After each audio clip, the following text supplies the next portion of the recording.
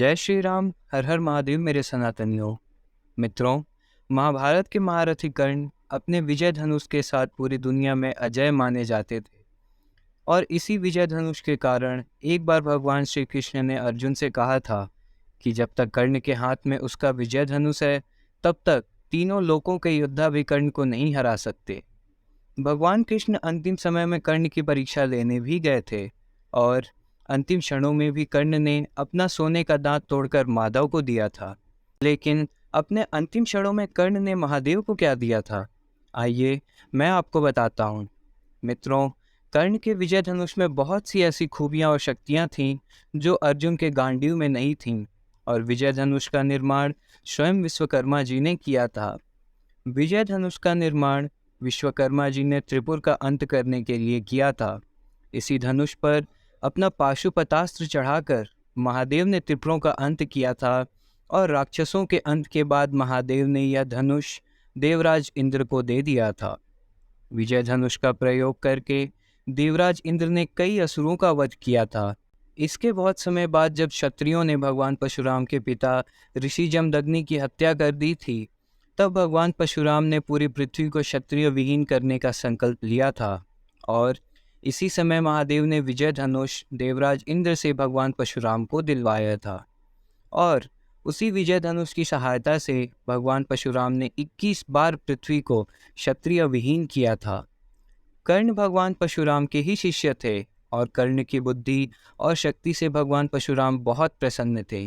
लेकिन कर्ण ने भगवान परशुराम से झूठ बोलकर धनुर्विद्या प्राप्त की थी, और इस बात से क्रोधित होकर भगवान परशुराम ने कर्ण को युद्ध भूमि में वह सारी विद्या भूल जाने का श्राप दिया था। फिर भगवान परशुराम को यह आभास हुआ कि उन्होंने अपने प्रिय शिष्य को बहुत ही कठोर दंड दे दिया है, इसलिए उन्होंने कर्ण को विजय धनुष प्रदान किया। लेकिन कर्ण ने विजय धनुष का प्रयोग कभी नहीं किया, क्योंकि वह केवल अर्जुन के साथ होने वाले युद्ध में उसे प्रयोग करना चाहते थे, ताकि वह अर्जुन को मार सकें।